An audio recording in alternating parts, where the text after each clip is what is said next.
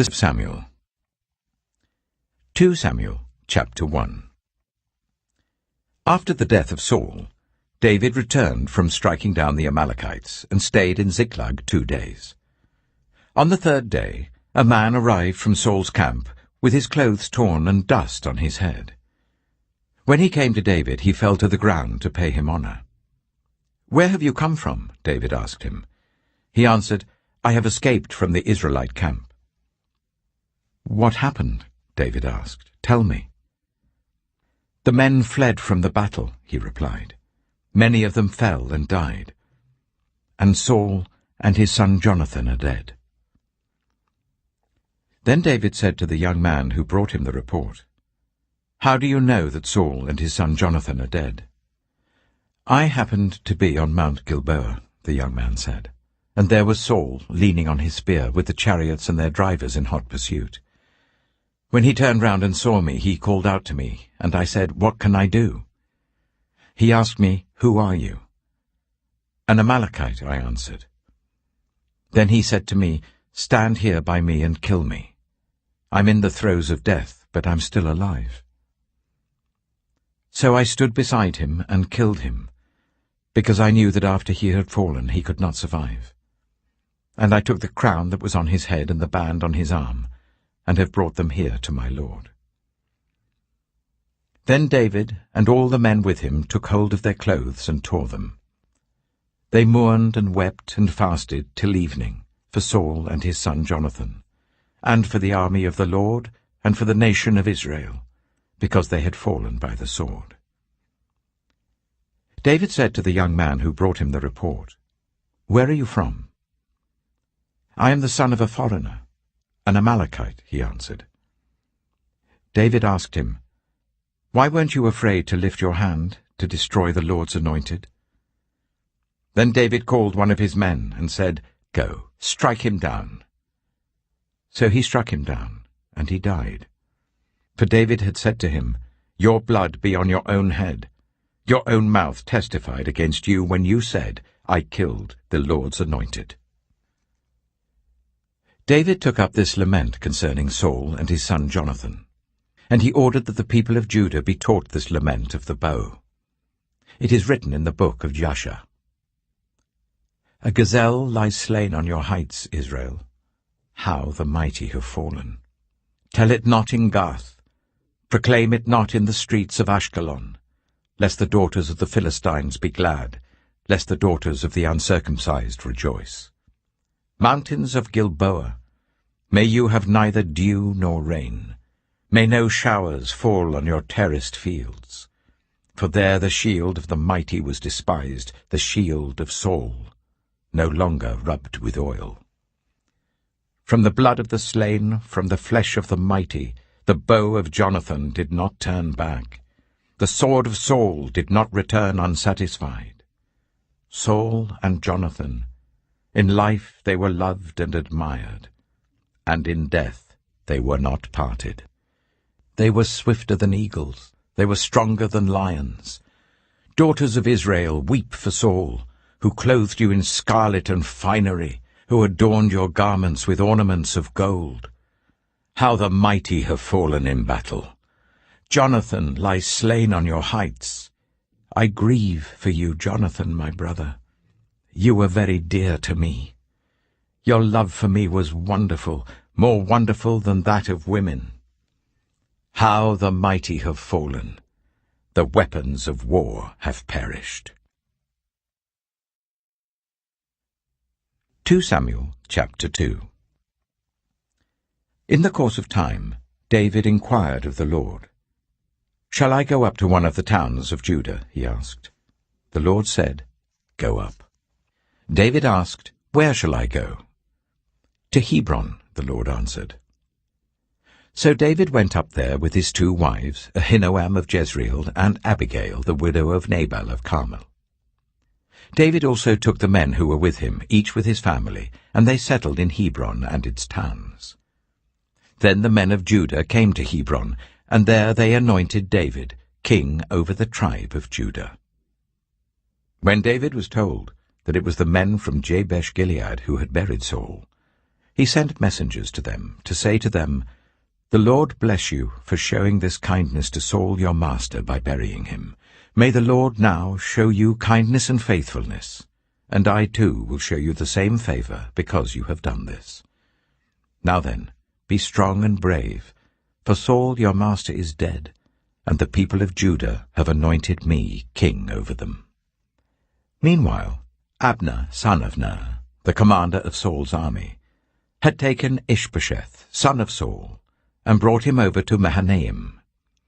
He made him king over Gilead, Ashuri, and Jezreel, and also over Ephraim, Benjamin, and all Israel. Ishbosheth, son of Saul, was 40 years old when he became king over Israel, and he reigned 2 years. The tribe of Judah, however, remained loyal to David.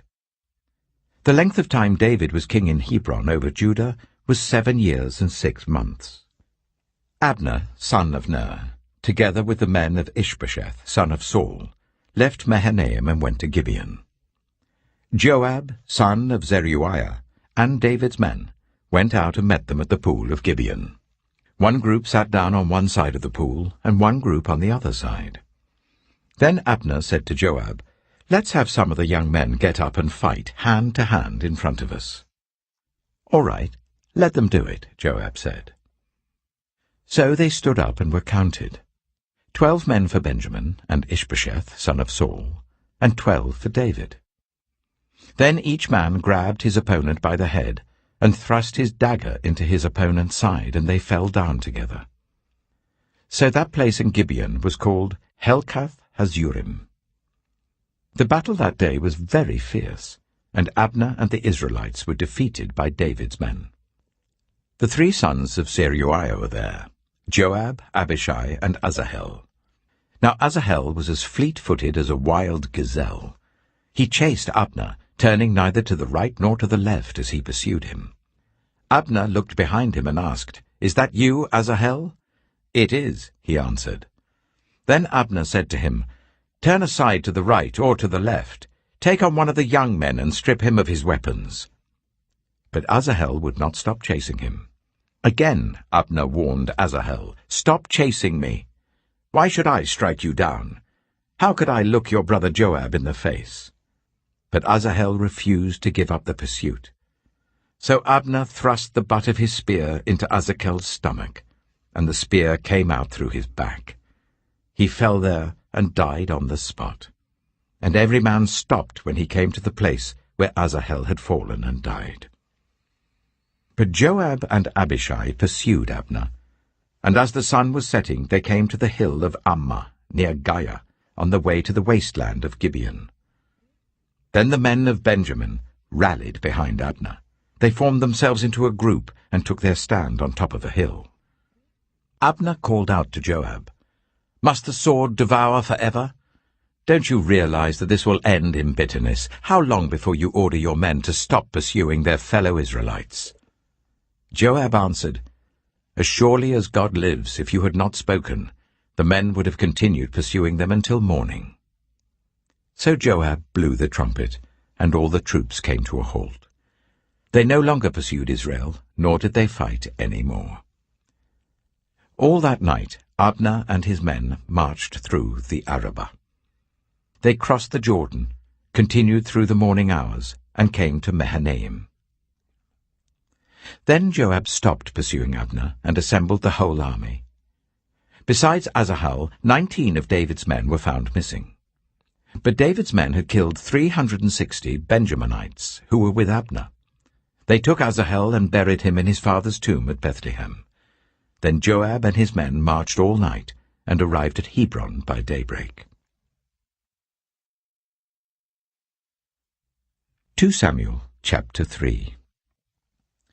The war between the house of Saul and the house of David lasted a long time. David grew stronger and stronger, while the house of Saul grew weaker and weaker. Sons were born to David in Hebron. His firstborn was Amnon, the son of Ahinoam of Jezreel. His second, Chileab, the son of Abigail, the widow of Nabal of Carmel. The third, Absalom, the son of Maacah, daughter of Talmai, king of Geshur. The fourth, Adonijah, the son of Haggith. The fifth, Shephatiah, the son of Abital. And the sixth, Ithream, the son of David's wife Eglah. These were born to David in Hebron. During the war between the house of Saul and the house of David, Abner had been strengthening his own position in the house of Saul. Now Saul had had a concubine named Rizpah, daughter of Aiah, and Ishbosheth said to Abner, "Why did you sleep with my father's concubine?" Abner was very angry because of what Ishbosheth had said. So he answered, "Am I a dog's head on Judah's side? This very day I am loyal to the house of your father Saul and to his family and friends. I haven't handed you over to David. Yet now you accuse me of an offense involving this woman. May God deal with Abner, be it ever so severely, if I do not do for David what the Lord promised him on oath, and transfer the kingdom from the house of Saul, and establish David's throne over Israel and Judah, from Dan to Beersheba." Ishbosheth did not dare to say another word to Abner, because he was afraid of him. Then Abner sent messengers on his behalf to say to David, "Whose land is it? Make an agreement with me, and I will help you bring all Israel over to you." "Good," said David, "I will make an agreement with you. But I demand one thing of you. Do not come into my presence unless you bring Michal, daughter of Saul, when you come to see me." Then David sent messengers to Ishbosheth, son of Saul, demanding, "Give me my wife Michal, whom I betrothed to myself for the price of 100 Philistine foreskins." So Ishbosheth gave orders and had her taken away from her husband Paltiel, son of Laish. Her husband, however, went with her, weeping behind her all the way to Bahurim. Then Abner said to him, "Go back home." So he went back. Abner conferred with the elders of Israel and said, "For some time you have wanted to make David your king. Now do it. For the Lord promised David, 'By my servant David I will rescue my people Israel from the hand of the Philistines and from the hand of all their enemies.'" Abner also spoke to the Benjaminites in person. Then he went to Hebron to tell David everything that Israel and the whole tribe of Benjamin wanted to do. When Abner, who had 20 men with him, came to David at Hebron, David prepared a feast for him and his men. Then Abner said to David, "Let me go at once and assemble all Israel for my lord the king, so that they may make a covenant with you, and that you may rule over all that your heart desires." So David sent Abner away, and he went in peace. Just then David's men and Joab returned from a raid, and brought with them a great deal of plunder. But Abner was no longer with David in Hebron, because David had sent him away, and he had gone in peace. When Joab and all the soldiers with him arrived, he was told that Abner, son of Ner, had come to the king, and that the king had sent him away, and that he had gone in peace. So Joab went to the king and said, "What have you done? Look, Abner came to you. Why did you let him go? Now he is gone. You know Abner, son of Ner. He came to deceive you and observe your movements and find out everything you are doing." Joab then left David and sent messengers after Abner, and they brought him back from the cistern at Sirah. But David did not know it. Now when Abner returned to Hebron, Joab took him aside into an inner chamber, as if to speak with him privately. And there, to avenge the blood of his brother Asahel, Joab stabbed him in the stomach, and he died. Later, when David heard about this, he said, "I and my kingdom are forever innocent before the Lord concerning the blood of Abner, son of Ner. May his blood fall on the head of Joab and on his whole family. May Joab's family never be without someone who has a running sore or leprosy, or who leans on a crutch, or who falls by the sword, or who lacks food." Joab and his brother Abishai murdered Abner because he had killed their brother Asahel in the battle of Gibeon. Then David said to Joab and all the people with him, "Tear your clothes, and put on sackcloth and walk in mourning in front of Abner. King David himself walked behind the bier. They buried Abner in Hebron, and the king wept aloud at Abner's tomb. All the people wept also. The king sang this lament for Abner. Should Abner have died as the lawless die? Your hands were not bound, your feet were not fettered. You fell as one falls before the wicked. And all the people wept over him again. Then they all came and urged David to eat something while it was still day. But David took an oath, saying, May God deal with me, be it ever so severely, if I taste bread or anything else before the sun sets. All the people took note and were pleased. Indeed, everything the king did pleased them. So on that day all the people there and all Israel knew that the king had no part in the murder of Abner, son of Ner. Then the king said to his men, Do you not realize that a commander and a great man has fallen in Israel this day? And today, though I am the anointed king, I am weak, and these sons of Zeruiah are too strong for me. May the Lord repay the evildoer according to his evil deeds. 2 Samuel chapter 4. When Ishbosheth, son of Saul, heard that Abner had died in Hebron, he lost courage, and all Israel became alarmed. Now Saul's son had 2 men who were leaders of raiding bands. One was named Baanah, and the other Rechab. They were sons of Rimmon the Beerothite, from the tribe of Benjamin. Beeroth is considered part of Benjamin because the people of Beeroth fled to Gittaim and have resided there as foreigners to this day. Jonathan, son of Saul, had a son who was lame in both feet. He was 5 years old when the news about Saul and Jonathan came from Jezreel. His nurse picked him up and fled, but as she hurried to leave, he fell and became disabled. His name was Mephibosheth. Now Rechab and Baanah, the sons of Rimmon the Beerothite, set out for the house of Ishbosheth, and they arrived there in the heat of the day while he was taking his noonday rest. They went into the inner part of the house as if to get some wheat, and they stabbed him in the stomach. Then Rechab and his brother Baanah slipped away. They had gone into the house while he was lying on the bed in his bedroom.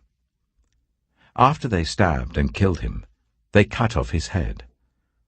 Taking it with them, they travelled all night by way of the Arabah. They brought the head of Ishbosheth to David at Hebron and said to the king, Here is the head of Ishbosheth, son of Saul, your enemy, who tried to kill you. This day the Lord has avenged my lord the king against Saul and his offspring. David answered Rechab and his brother Baanah, the sons of Rimmon the Beerothite, As surely as the Lord lives, who has delivered me out of every trouble, when someone told me, Saul is dead, and thought he was bringing good news, I seized him and put him to death in Ziklag. That was the reward I gave him for his news. How much more, when wicked men have killed an innocent man in his own house and on his own bed? Should I not now demand his blood from your hand and rid the earth of you? So David gave an order to his men, and they killed them. They cut off their hands and feet and hung the bodies by the pool in Hebron. But they took the head of Ishbosheth and buried it in Abner's tomb at Hebron. 2 Samuel chapter 5. All the tribes of Israel came to David at Hebron and said, We are your own flesh and blood. In the past, while Saul was king over us, you were the one who led Israel on their military campaigns. And the Lord said to you, You shall shepherd my people Israel, and you shall become their ruler. When all the elders of Israel had come to King David at Hebron, the king made a covenant with them at Hebron before the Lord, and they anointed David king over Israel. David was 30 years old when he became king, and he reigned for 40 years. In Hebron he reigned over Judah for 7 years and 6 months, and in Jerusalem he reigned over all Israel and Judah for 33 years. The king and his men marched to Jerusalem to attack the Jebusites who lived there. The Jebusites said to David, You will not get in here. Even the blind and the lame can ward you off." They thought, "David cannot get in here." Nevertheless, David captured the fortress of Zion, which is the city of David. On that day, David had said, "Anyone who conquers the Jebusites will have to use the water shaft to reach those lame and blind, who are David's enemies. That is why they say, 'The blind and lame will not enter the palace.'" David then took up residence in the fortress and called it the City of David. He built up the area around it from the terraces inwards, and he became more and more powerful because the Lord God Almighty was with him. Now Hiram, king of Tyre, sent envoys to David, along with cedar logs and carpenters and stonemasons, and they built a palace for David. Then David knew that the Lord had established him as king over Israel, and had exalted his kingdom for the sake of his people Israel. After he left Hebron, David took more concubines and wives in Jerusalem, and more sons and daughters were born to him. These are the names of the children born to him there: Shammua, Shobab, Nathan, Solomon, Ipah, Elishua, Nepheg, Japhiah, Elishama, Eliada, and Eliphalet. When the Philistines heard that David had been anointed king over Israel, they went up in full force to search for him. But David heard about it and went down to the stronghold. Now the Philistines had come and spread out in the valley of Rephaim. So David inquired of the Lord, "Shall I go and attack the Philistines? Will you deliver them into my hands?" The Lord answered him, "Go, for I will surely deliver the Philistines into your hands." So David went to Baal-perazim, and there he defeated them. He said, "As the waters break out, the Lord has broken out against my enemies before me."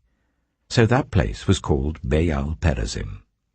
The Philistines abandoned their idols there, and David and his men carried them off. Once more the Philistines came up, and spread out in the valley of Rephaim.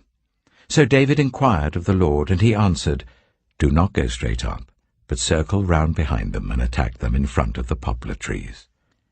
As soon as you hear the sound of marching in the tops of the poplar trees, move quickly, because that will mean the Lord has gone out in front of you to strike the Philistine army." So David did as the Lord commanded him, and he struck down the Philistines all the way from Gibeon to Gezer. 2 Samuel chapter 6. David again brought together all the able young men of Israel, 30,000. He and all his men went to Baalah in Judah to bring up from there the ark of God, which is called by the name of the Lord Almighty, who is enthroned between the cherubim on the ark. They set the ark of God on a new cart, and brought it from the house of Abinadab, which was on the hill.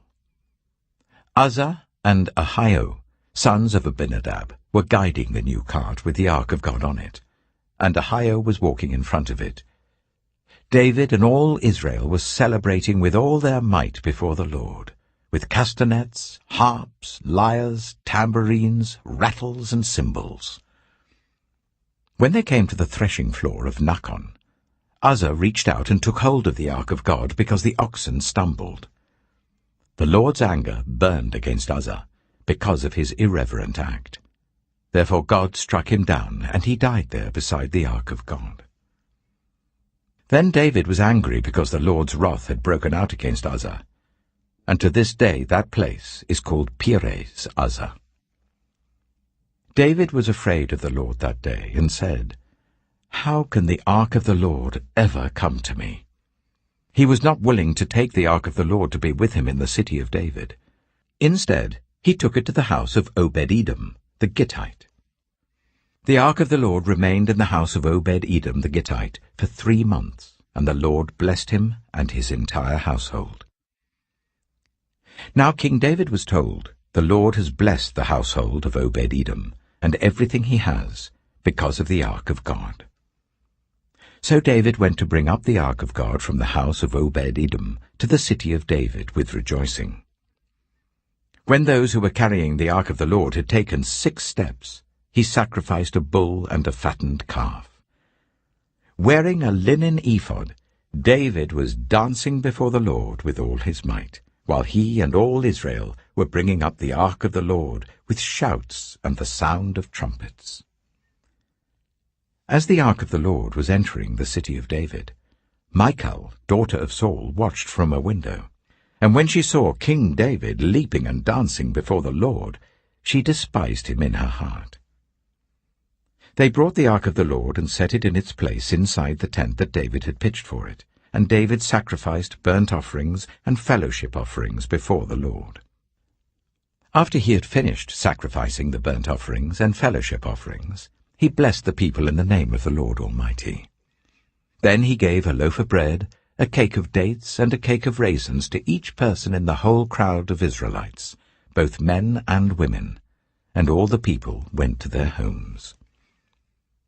When David returned home to bless his household, Michal, daughter of Saul, came out to meet him and said, "How the king of Israel has distinguished himself today, going around half naked in full view of the slave girls of his servants, as any vulgar fellow would." David said to Michal, "It was before the Lord, who chose me rather than your father or anyone from his house when he appointed me ruler over the Lord's people Israel. I will celebrate before the Lord. I will become even more undignified than this. I will be humiliated in my own eyes. But by these slave girls you spoke of, I will be held in honor." And Michal, daughter of Saul, had no children to the day of her death. 2 Samuel chapter 7. After the king was settled in his palace, and the Lord had given him rest from all his enemies around him, he said to Nathan the prophet, "Here I am, living in a house of cedar, while the ark of God remains in a tent." Nathan replied to the king, "Whatever you have in mind, go ahead and do it, for the Lord is with you." But that night the word of the Lord came to Nathan, saying, "Go and tell my servant David, this is what the Lord says. Are you the one to build me a house to dwell in? I have not dwelt in a house from the day I brought the Israelites up out of Egypt to this day. I have been moving from place to place with a tent as my dwelling. Wherever I have moved with all the Israelites, did I ever say to any of their rulers, whom I commanded to shepherd my people Israel, 'Why have you not built me a house of cedar?' Now then, tell my servant David, this is what the Lord Almighty says. I took you from the pasture, from tending the flock, and appointed you ruler over my people Israel. I have been with you wherever you have gone, and I have cut off all your enemies from before you. Now I will make your name great, like the names of the greatest men on earth. And I will provide a place for my people Israel, and will plant them so that they can have a home of their own, and no longer be disturbed. Wicked people shall not oppress them any more, as they did at the beginning, and have done ever since the time I appointed leaders over my people Israel. I will also give you rest from all your enemies. The Lord declares to you that the Lord himself will establish a house for you. When your days are over and you rest with your ancestors, I will raise up your offspring to succeed you, your own flesh and blood, and I will establish his kingdom. He is the one who will build a house for my name, and I will establish the throne of his kingdom forever. I will be his father, and he shall be my son. When he does wrong, I will punish him with a rod wielded by men, with floggings inflicted by human hands. But my love will never be taken away from him, as I took it away from Saul, whom I removed from before you. Your house and your kingdom shall endure forever before me. Your throne shall be established forever." Nathan reported to David all the words of this entire revelation. Then King David went in and sat before the Lord, and he said, "Who am I, sovereign Lord? And what is my family, that you have brought me this far? And as if this were not enough in your sight, sovereign Lord, you have also spoken about the future of the house of your servant, and this decree, sovereign Lord, is for a mere human. What more can David say to you? For you know your servant, sovereign Lord. For the sake of your word and according to your will, you have done this great thing and made it known to your servant. How great you are, sovereign Lord! There is no one like you, and there is no God but you, as we have heard with our own ears. And who is like your people Israel, the one nation on earth that God went out to redeem as a people for himself, and to make a name for himself, and to perform great and awesome wonders by driving out nations and their gods from before your people, whom you redeemed from Egypt? You have established your people Israel as your very own forever, and you, Lord, have become their God. And now, Lord God, keep forever the promise you have made concerning your servant and his house. Do as you promised, so that your name will be great forever. Then people will say, the Lord Almighty is God over Israel, and the house of your servant David will be established in your sight. Lord Almighty, God of Israel, you have revealed this to your servant, saying, I will build a house for you. So your servant has found courage to pray this prayer to you. Sovereign Lord, you are God. Your covenant is trustworthy, and you have promised these good things to your servant.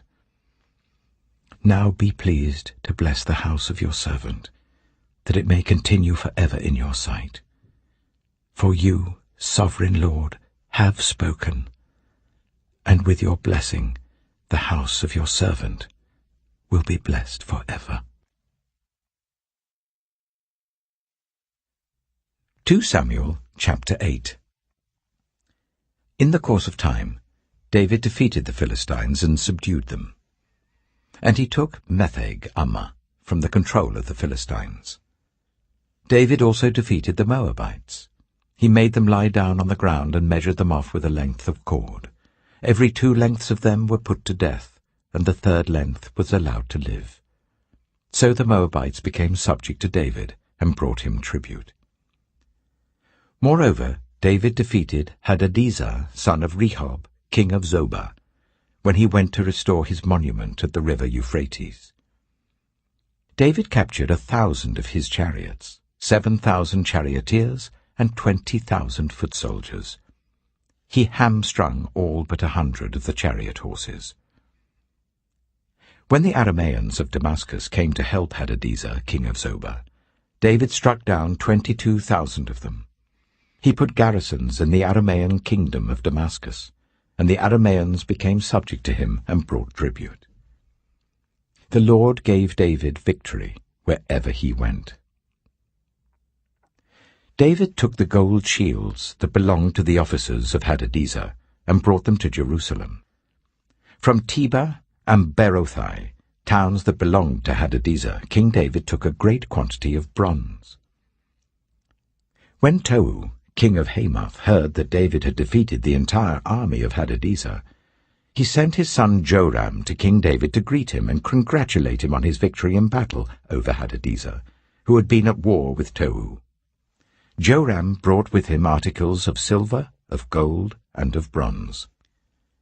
King David dedicated these articles to the Lord, as he had done with the silver and gold from all the nations he had subdued: Edom and Moab, the Ammonites and the Philistines, and Amalek. He also dedicated the plunder taken from Hadadezer, son of Rehob, king of Zobah.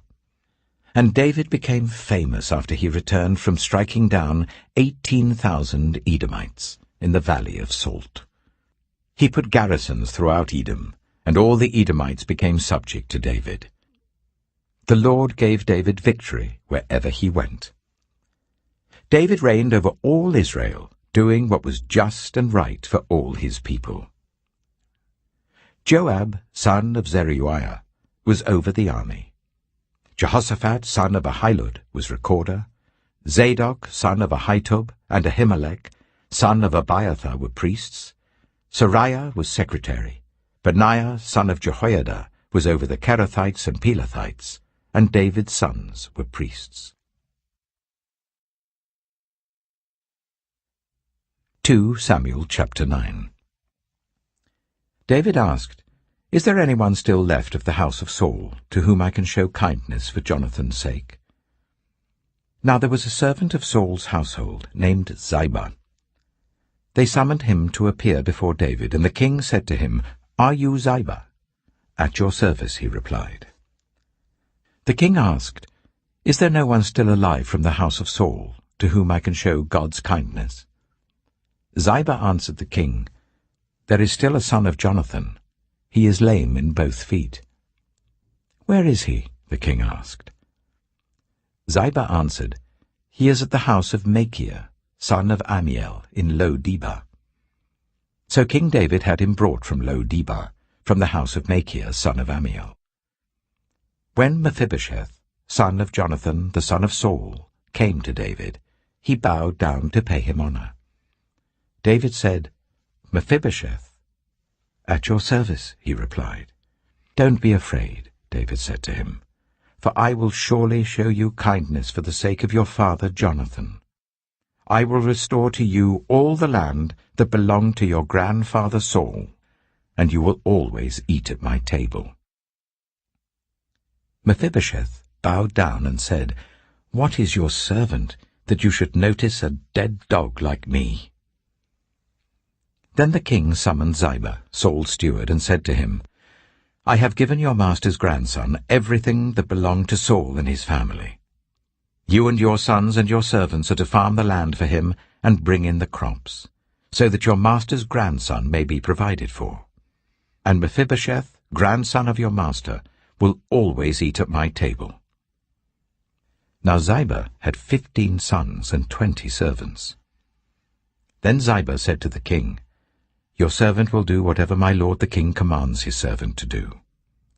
So Mephibosheth ate at David's table like one of the king's sons. Mephibosheth had a young son named Micah, and all the members of Ziba's household were servants of Mephibosheth. And Mephibosheth lived in Jerusalem because he always ate at the king's table. He was lame in both feet. 2 Samuel chapter 10. In the course of time, the king of the Ammonites died, and his son Hanun succeeded him as king. David thought, "I will show kindness to Hanun, son of Nahash, just as his father showed kindness to me." So David sent a delegation to express his sympathy to Hanun concerning his father. When David's men came to the land of the Ammonites, the Ammonite commanders said to Hanun their lord, "Do you think David is honoring your father by sending envoys to you to express sympathy? Hasn't David sent them to you only to explore the city and spy it out and overthrow it?" So Hanun seized David's envoys, shaved off half of each man's beard, cut off their garments at the buttocks, and sent them away. When David was told about this, he sent messengers to meet the men, for they were greatly humiliated. The king said, "Stay at Jericho till your beards have grown, and then come back." When the Ammonites realized that they had become obnoxious to David, they hired 20,000 Aramean foot soldiers from Beth-rehob and Zobah, as well as the king of Maacah with 1,000 men, and also 12,000 men from Tob. On hearing this, David sent Joab out with the entire army of fighting men. The Ammonites came out and drew up in battle formation at the entrance of their city gate, while the Arameans of Zobah and Rehob and the men of Tob and Maacah were by themselves in the open country. Joab saw that there were battle lines in front of him and behind him. So he selected some of the best troops in Israel and deployed them against the Arameans. He put the rest of the men under the command of Abishai his brother, and deployed them against the Ammonites. Joab said, "If the Arameans are too strong for me, then you are to come to my rescue. But if the Ammonites are too strong for you, then I will come to rescue you. Be strong, and let us fight bravely for our people and the cities of our God. The Lord will do what is good in his sight." Then Joab and the troops with him advanced to fight the Arameans, and they fled before him. When the Ammonites realized that the Arameans were fleeing, they fled before Abishai and went inside the city. So Joab returned from fighting the Ammonites and came to Jerusalem. After the Arameans saw that they had been routed by Israel, they regrouped. Hadadezer had Arameans brought from beyond the river Euphrates. They went to Helam, with Shobach, the commander of Hadadezer's army, leading them. When David was told of this, he gathered all Israel, crossed the Jordan, and went to Helam. The Arameans formed their battle lines to meet David and fought against him. But they fled before Israel, and David killed 700 of their charioteers and 40,000 of their foot soldiers. He also struck down Shobach, the commander of their army, and he died there. When all the kings who were vassals of Hadadezer saw that they had been routed by Israel, they made peace with the Israelites and became subject to them. So the Arameans were afraid to help the Ammonites any more. 2 Samuel chapter 11. In the spring, at the time when kings go off to war, David sent Joab out with the king's men and the whole Israelite army. They destroyed the Ammonites and besieged Rabbah, but David remained in Jerusalem. One evening, David got up from his bed and walked around on the roof of the palace. From the roof, he saw a woman washing. The woman was very beautiful, and David sent someone to find out about her. The man said, "She is Bathsheba, the daughter of Eliam, and the wife of Uriah the Hittite." Then David sent messengers to get her. She came to him, and he slept with her. Now she was purifying herself from her monthly uncleanness. Then she went back home. The woman conceived and sent word to David, saying, "I am pregnant." So David sent this word to Joab, "Send me Uriah the Hittite."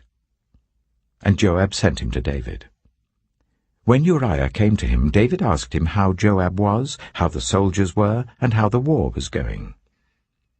Then David said to Uriah, "Go down to your house and wash your feet." So Uriah left the palace, and a gift from the king was sent after him. But Uriah slept at the entrance to the palace with all his master's servants, and did not go down to his house. David was told Uriah did not go home. So he asked Uriah, "Haven't you just come from a military campaign? Why didn't you go home?" Uriah said to David, "The ark and Israel and Judah are staying in tents, and my commander Joab and my lord's men are camped in the open country. How could I go to my house to eat and drink and make love to my wife? As surely as you live, I will not do such a thing." Then David said to him, "Stay here one more day, and tomorrow I will send you back." So Uriah remained in Jerusalem that day and the next. At David's invitation, he ate and drank with him, and David made him drunk. But in the evening Uriah went out to sleep on his mat among his master's servants. He did not go home. In the morning David wrote a letter to Joab and sent it with Uriah. In it he wrote, "Put Uriah out in front, where the fighting is fiercest. Then withdraw from him, so that he will be struck down and die." So while Joab had the city under siege, he put Uriah at a place where he knew the strongest defenders were. When the men of the city came out and fought against Joab, some of the men in David's army fell. Moreover, Uriah the Hittite died. Joab sent David a full account of the battle. He instructed the messenger, "When you have finished giving the king this account of the battle, the king's anger may flare up, and he may ask you, 'Why did you get so close to the city to fight? Didn't you know they would shoot arrows from the wall? Who killed Abimelech, son of Jerubesheth? Didn't a woman drop an upper millstone on him from the wall so that he died in Thebez? Why did you get so close to the wall? If he asks you this, then say to him, Moreover, your servant Uriah the Hittite is dead. The messenger set out, and when he arrived he told David everything Joab had sent him to say. The messenger said to David, The men overpowered us and came out against us in the open, but we drove them back to the entrance of the city gate. Then the archers shot arrows at your servants from the wall, and some of the king's men died. Moreover, your servant Uriah the Hittite is dead. David told the messenger, Say this to Joab. Don't let this upset you. The sword devours one as well as another. Press the attack against the city and destroy it. Say this to encourage Joab. When Uriah's wife heard that her husband was dead, she mourned for him. After the time of mourning was over, David had her brought to his house, and she became his wife and bore him a son. But the thing David had done displeased the Lord. 2 Samuel chapter 12. The Lord sent Nathan to David. When he came to him, he said, There were 2 men in a certain town, one rich and the other poor. The rich man had a very large number of sheep and cattle, but the poor man had nothing except one little ewe lamb that he had bought. He raised it, and it grew up with him and his children. It shared his food, drank from his cup, and even slept in his arms. It was like a daughter to him. Now a traveller came to the rich man, but the rich man refrained from taking one of his own sheep or cattle to prepare a meal for the traveller who had come to him. Instead, he took the ewe lamb that belonged to the poor man and prepared it for the one who had come to him. David burned with anger against the man and said to Nathan, As surely as the Lord lives, the man who did this must die. He must pay for that lamb 4 times over, because he did such a thing and had no pity. Then Nathan said to David, You are the man. This is what the Lord, the God of Israel, says. I anointed you king over Israel, and I delivered you from the hand of Saul. I gave your master's house to you, and your master's wives into your arms.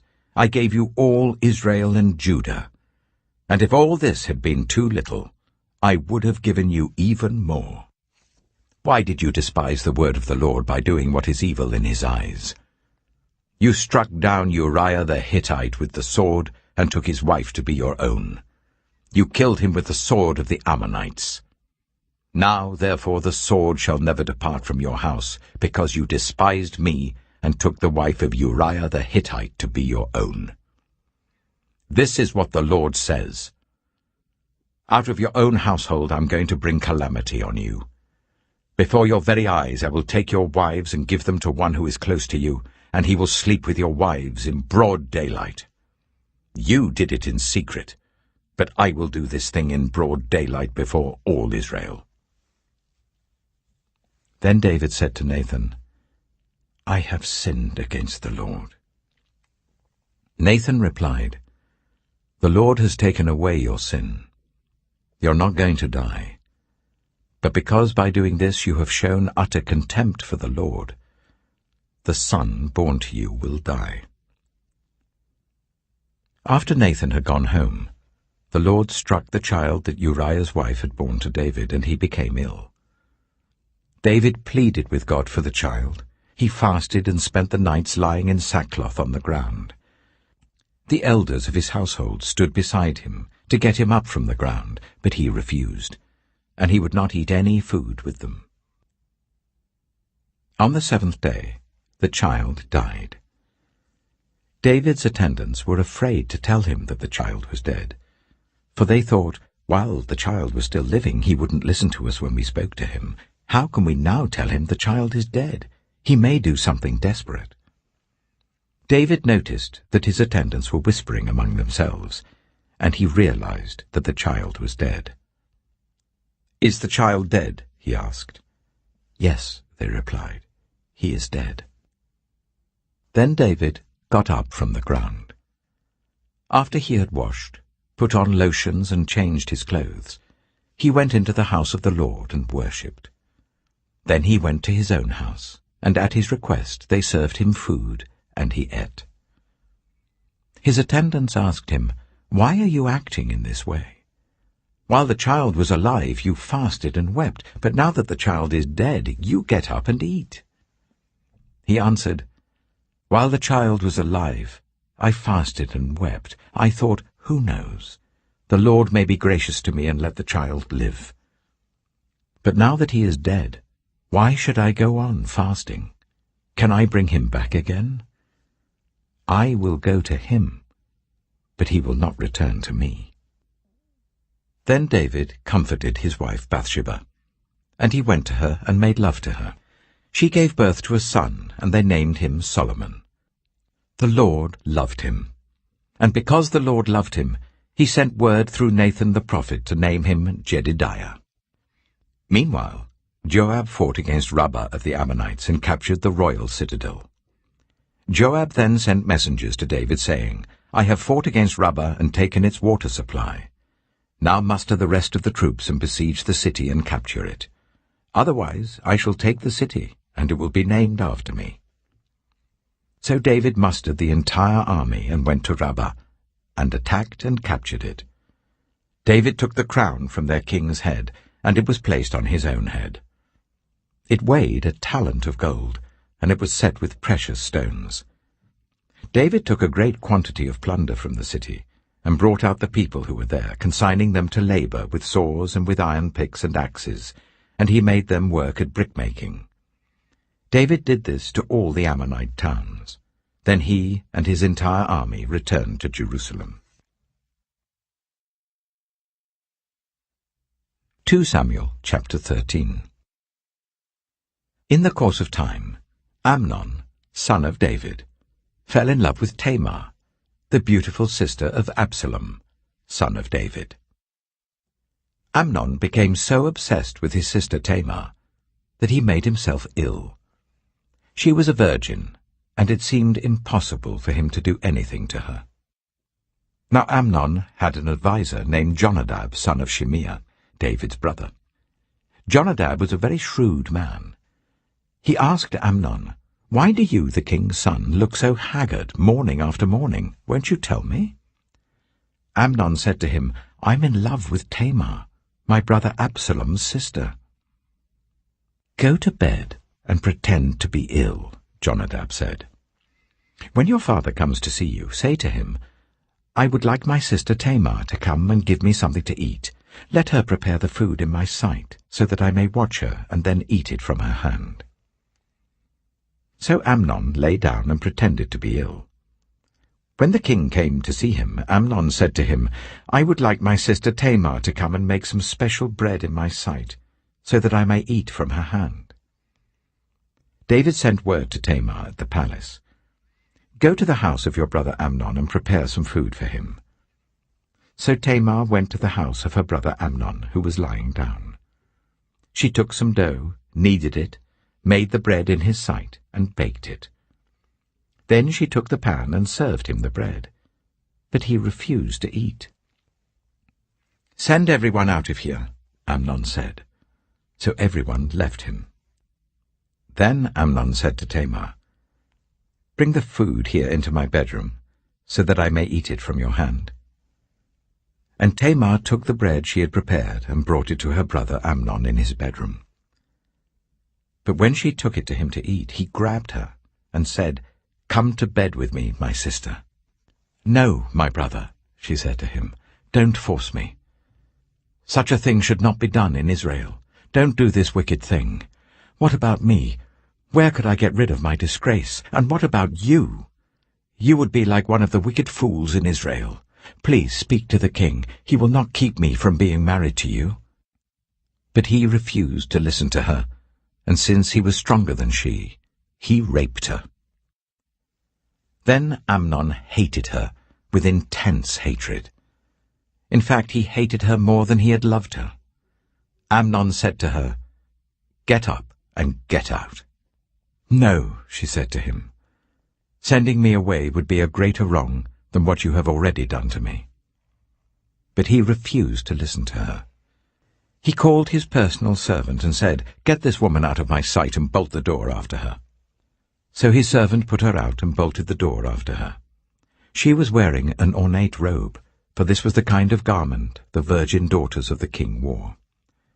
Tamar put ashes on her head and tore the ornate robe she was wearing. She put her hands on her head and went away, weeping aloud as she went. Her brother Absalom said to her, "Has that Amnon, your brother, been with you?" "Be quiet for now, my sister. He is your brother. Don't take this thing to heart." And Tamar lived in her brother Absalom's house, a desolate woman. When King David heard all this, he was furious. And Absalom never said a word to Amnon, either good or bad. He hated Amnon because he had disgraced his sister Tamar. 2 years later, when Absalom's sheep-shearers were at Baal-Hazor, near the border of Ephraim, he invited all the king's sons to come there. Absalom went to the king and said, "Your servant has had shearers come. Will the king and his attendants please join me?" "No, my son," the king replied. "All of us should not go. We would only be a burden to you." Although Absalom urged him, he still refused to go but gave him his blessing. Then Absalom said, "If not, please let my brother Amnon come with us." The king asked him, "Why should he go with you?" But Absalom urged him. So he sent with him Amnon and the rest of the king's sons. Absalom ordered his men, "Listen, when Amnon is in high spirits from drinking wine, and I say to you, 'Strike Amnon down,' then kill him. Don't be afraid. Haven't I given you this order? Be strong and brave." So Absalom's men did to Amnon what Absalom had ordered. Then all the king's sons got up, mounted their mules, and fled. While they were on their way, the report came to David, "Absalom has struck down all the king's sons. Not one of them is left." The king stood up, tore his clothes, and lay down on the ground, and all his attendants stood by with their clothes torn. But Jonadab, son of Shimeah, David's brother, said, "My lord should not think that they killed all the princes. Only Amnon is dead." This has been Absalom's express intention ever since the day that Amnon raped his sister Tamar. My lord the king should not be concerned about the report that all the king's sons are dead. Only Amnon is dead. Meanwhile, Absalom had fled. Now the man standing watch looked up and saw many people on the road west of him coming down the side of the hill. The watchman went and told the king, "I see men in the direction of Horonaim on the side of the hill." Jonadab said to the king, "See, the king's sons have come. It has happened just as your servant said." As he finished speaking, the king's sons came in, wailing loudly. The king, too, and all his attendants wept very bitterly. Absalom fled and went to Talmai, son of Ammihud, the king of Geshur.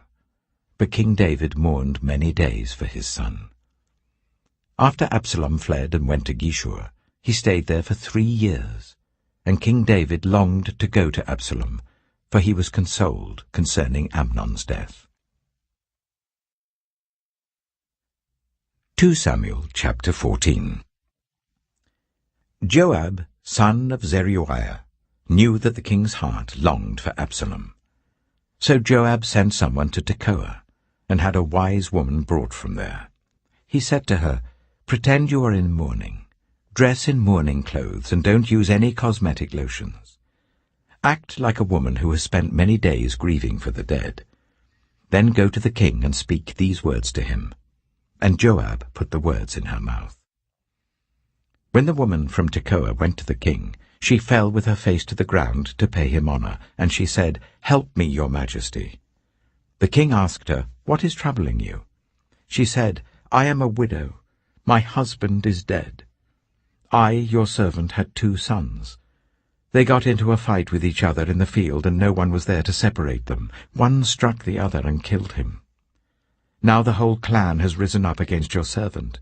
They say, 'Hand over the one who struck his brother down, so that we may put him to death for the life of his brother whom he killed. Then we will get rid of the heir as well.' They would put out the only burning coal I have left, leaving my husband neither name nor descendant on the face of the earth."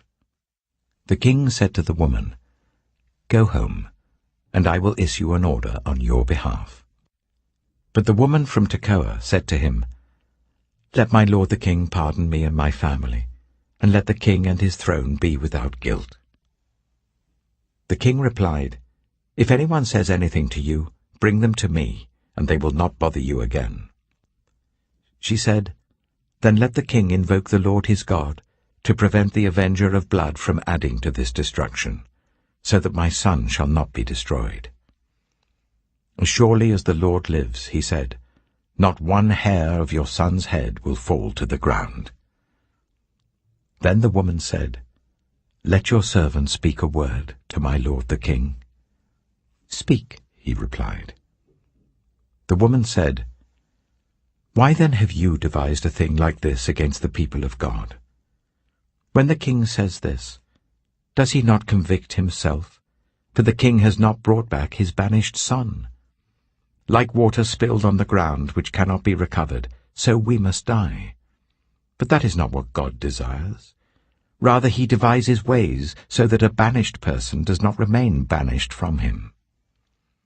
And now I have come to say this to my lord the king, because the people have made me afraid. Your servant thought, 'I will speak to the king. Perhaps he will grant his servant's request. Perhaps the king will agree to deliver his servant from the hand of the man who is trying to cut off both me and my son from God's inheritance.' And now your servant says, 'May the word of my lord the king secure my inheritance, for my lord the king is like an angel of God in discerning good and evil. May the Lord your God be with you.'" Then the king said to the woman, "Don't keep from me the answer to what I am going to ask you." "Let my lord the king speak," the woman said. The king asked, "Isn't the hand of Joab with you in all this?" The woman answered, "As surely as you live, my lord the king, no one can turn to the right or to the left from anything my lord the king says. Yes, it was your servant Joab who instructed me to do this, and who put all these words into the mouth of your servant. Your servant Joab did this to change the present situation. My lord has wisdom like that of an angel of God. He knows everything that happens in the land." The king said to Joab, "Very well, I will do it. Go, bring back the young man Absalom." Joab fell with his face to the ground to pay him honor, and he blessed the king. Joab said, "Today your servant knows that he has found favor, because the king has granted his servant's request." Then Joab went to Geshur and brought Absalom back to Jerusalem. But the king said, "He must go to his own house. He must not see my face." So Absalom went to his own house and did not see the face of the king. In all Israel there was not a man so highly praised for his handsome appearance as Absalom. From the top of his head to the sole of his foot there was no blemish in him. Whenever he cut the hair of his head, he used to cut his hair once a year because it became too heavy for him, he would weigh it, and its weight was 200 shekels by the royal standard. 3 sons and a daughter were born to Absalom. His daughter's name was Tamar, and she became a beautiful woman. Absalom lived for 2 years in Jerusalem without seeing the king's face. Then Absalom sent for Joab in order to send him to the king, but Joab refused to come to him. So he sent a second time, but he refused to come. Then he said to his servants, "Look, Joab's field is next to mine, and he has barley there. Go and set it on fire." So Absalom's servants set the field on fire. Then Joab did go to Absalom's house, and he said to him, "Why have your servants set my field on fire?" Absalom said to Joab, "Look, I sent word to you and said, 'Come here so that I can send you to the king to ask, why have I come from Geshur? It would be better for me if I was still there. Now then, I want to see the king's face, and if I'm guilty of anything, let him put me to death.'" So Joab went to the king and told him this. Then the king summoned Absalom, and he came in and bowed down with his face to the ground before the king, and the king kissed Absalom.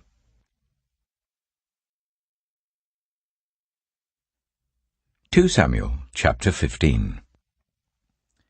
In the course of time, Absalom provided himself with a chariot and horses, and with 50 men to run ahead of him. He would get up early and stand by the side of the road leading to the city gate.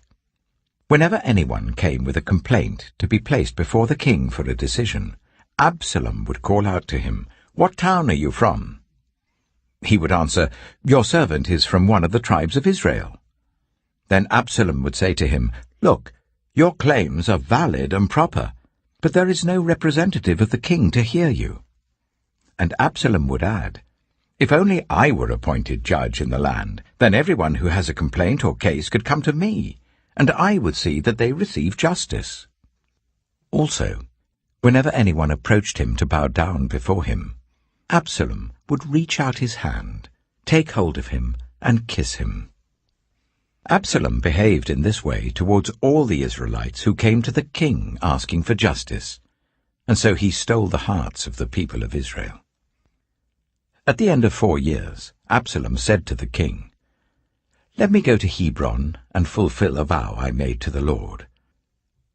While your servant was living in Geshur in Aram, I made this vow.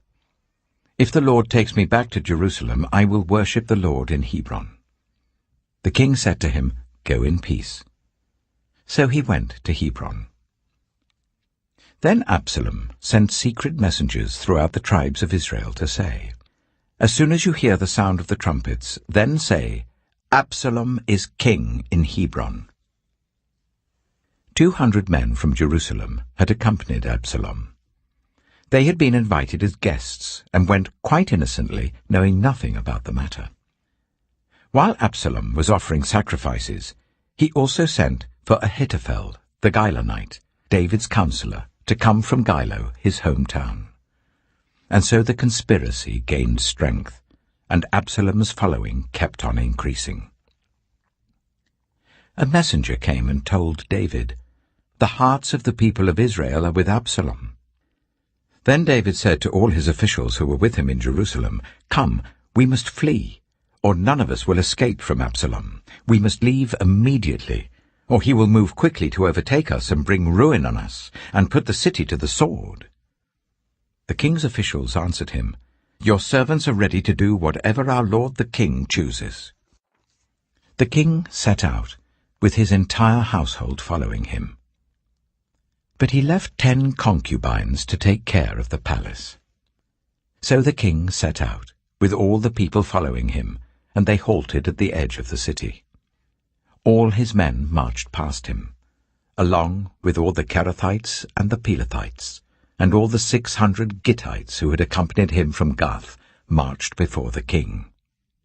The king said to Ittai the Gittite, "Why should you come along with us? Go back and stay with King Absalom. You are a foreigner, an exile from your homeland. You came only yesterday, and today shall I make you wander about with us, when I do not know where I am going?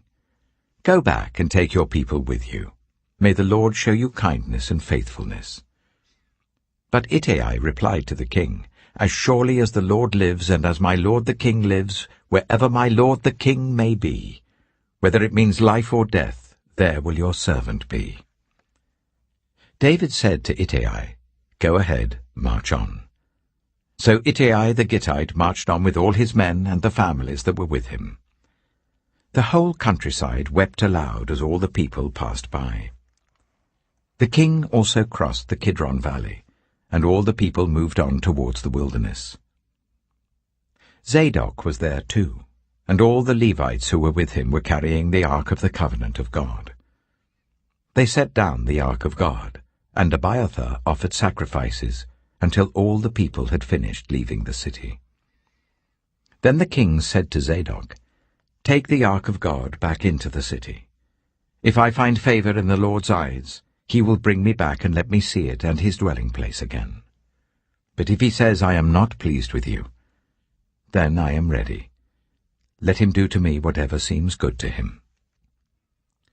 The king also said to Zadok the priest, "Do you understand? Go back to the city with my blessing. Take your son Ahimaaz with you, and also Abiathar's son Jonathan. You and Abiathar return with your 2 sons.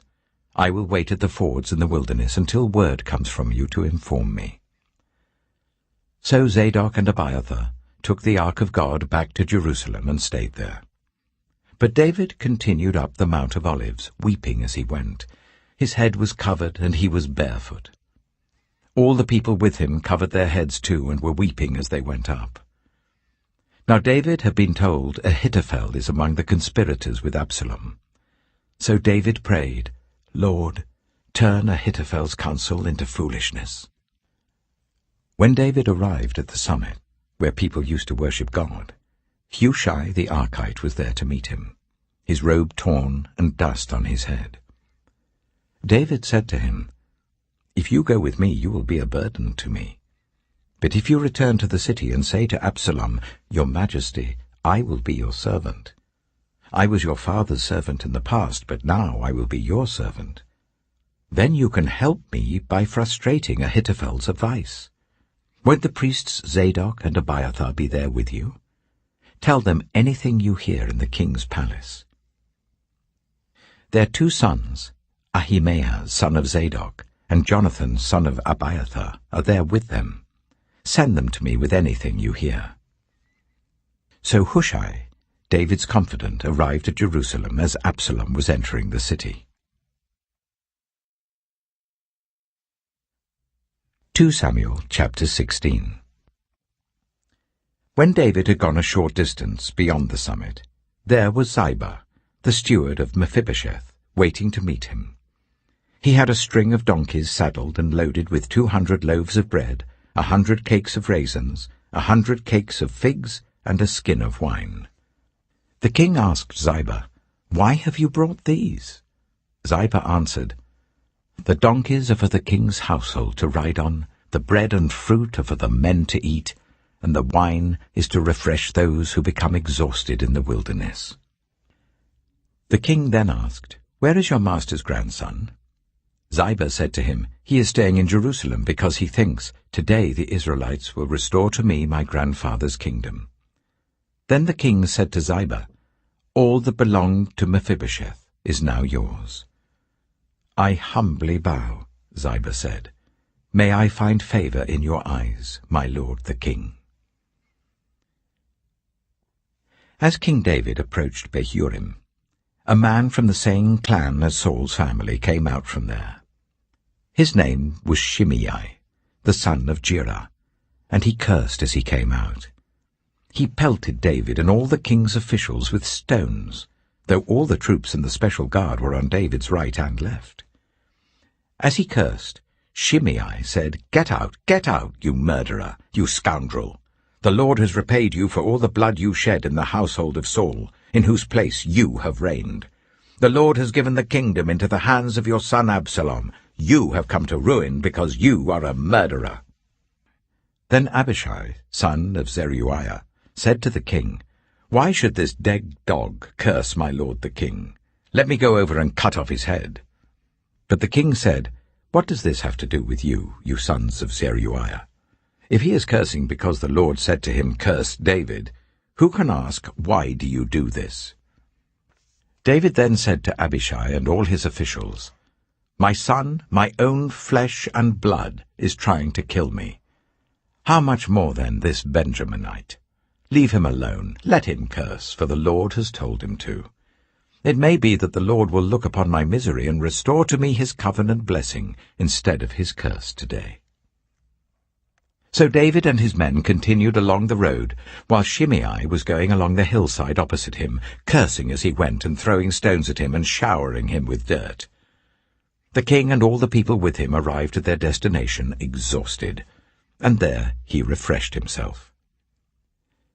Meanwhile, Absalom and all the men of Israel came to Jerusalem, and Ahithophel was with him. Then Hushai the Archite, David's confidant, went to Absalom and said to him, "Long live the king! Long live the king!" Absalom said to Hushai, "So this is the love you show your friend? If he's your friend, why didn't you go with him?" Hushai said to Absalom, "No, the one chosen by the Lord, by these people and by all the men of Israel, his I will be, and I will remain with him. Furthermore, whom should I serve? Should I not serve the son? Just as I served your father, so I will serve you." Absalom said to Ahithophel, "Give us your advice. What should we do?" Ahithophel answered, "Sleep with your father's concubines, whom he left to take care of the palace. Then all Israel will hear that you have made yourself obnoxious to your father, and the hands of everyone with you will be more resolute." So they pitched a tent for Absalom on the roof, and he slept with his father's concubines in the sight of all Israel. Now in those days the advice Ahithophel gave was like that of one who inquires of God. That was how both David and Absalom regarded all of Ahithophel's advice. 2 Samuel chapter 17. Ahithophel said to Absalom, "I would choose 12,000 men and set out tonight in pursuit of David. I would attack him while he is weary and weak. I would strike him with terror, and then all the people with him will flee. I would strike down only the king and bring all the people back to you. The death of the man you seek will mean the return of all. All the people will be unharmed." This plan seemed good to Absalom and to all the elders of Israel. But Absalom said, "Summon also Hushai the Archite, so that we can hear what he has to say as well." When Hushai came to him, Absalom said, "Ahithophel has given this advice. Should we do what he says? If not, give us your opinion." Hushai replied to Absalom, "The advice Ahithophel has given is not good this time. You know your father and his men. They're fighters, and as fierce as a wild bear robbed of her cubs. Besides, your father is an experienced fighter. He will not spend the night with the troops. Even now he is hidden in a cave or some other place. If he should attack your troops first, whoever hears about it will say, 'There has been a slaughter among the troops who follow Absalom.' Then even the bravest soldier, whose heart is like the heart of a lion, will melt with fear, for all Israel knows that your father is a fighter, and that those with him are brave. So I advise you, let all Israel, from Dan to Beersheba, as numerous as the sand on the seashore, be gathered to you, with you yourself leading them into battle. Then we will attack him wherever he may be found, and we will fall on him as dew settles on the ground. Neither he nor any of his men will be left alive. If he withdraws into a city, then all Israel will bring ropes to that city, and we will drag it down to the valley until not so much as a pebble is left." Absalom and all the men of Israel said, "The advice of Hushai the Archite is better than that of Ahithophel." For the Lord had determined to frustrate the good advice of Ahithophel in order to bring disaster on Absalom. Hushai told Zadok and Abiathar the priests, "Ahithophel has advised Absalom and the elders of Israel to do such and such, but I have advised them to do so and so. Now send a message at once and tell David, 'Do not spend the night at the fords in the wilderness. Cross over without fail, or the king and all the people with him will be swallowed up.'" Jonathan and Ahimaaz were staying at En-Rogel. A female servant was to go and inform them, and they were to go and tell King David, for they could not risk being seen entering the city. But a young man saw them and told Absalom. So the two of them left at once and went to the house of a man in Bahurim. He had a well in his courtyard, and they climbed down into it. His wife took a covering and spread it out over the opening of the well and scattered corn over it. No one knew anything about it. When Absalom's men came to the woman of the house, they asked, "Where are Ahimaaz and Jonathan?" The woman answered them, "They crossed over the brook." The men searched but found no one, so they returned to Jerusalem. After they had gone, the two climbed out of the well and went to inform King David. They said to him, "Set out and cross the river at once. Ahithophel has advised such and such against you." So David and all the people with him set out and crossed the Jordan. By daybreak, no one was left who had not crossed the Jordan. When Ahithophel saw that his advice had not been followed, he saddled his donkey and set out for his house in his hometown. He put his house in order and then hanged himself. So he died and was buried in his father's tomb. David went to Mahanaim, and Absalom crossed the Jordan with all the men of Israel. Absalom had appointed Amasa over the army in place of Joab. Amasa was the son of Jether, an Ishmaelite who had married Abigail, the daughter of Nahash, the sister of Zeruiah, the mother of Joab. The Israelites and Absalom camped in the land of Gilead. When David came to Mahanaim, Shobai, son of Nahash from Rabbah of the Ammonites, and Machir, son of Amiel from Lo-debar, and Barzillai the Gilead from Rogelim, brought bedding and bowls and articles of pottery. They also brought wheat and barley, flour and roasted grain, beans and lentils, honey and curds, sheep and cheese from cow's milk, for David and his people to eat. For they said, "The people have become exhausted and hungry and thirsty in the wilderness." 2 Samuel chapter 18. David mustered the men who were with him and appointed over them commanders of thousands and commanders of hundreds. David sent out his troops, a third under the command of Joab, a third under Joab's brother Abishai, son of Zeruiah, and a third under Ittai the Gittite. The king told the troops, "I myself will surely march out with you." But the men said, "You must not go out. If we are forced to flee, they won't care about us. Even if half of us die, they won't care. But you are worth 10,000 of us. It would be better now for you to give us support from the city." The king answered, "I will do whatever seems best to you." So the king stood beside the gate while all his men marched out in units of hundreds and of thousands.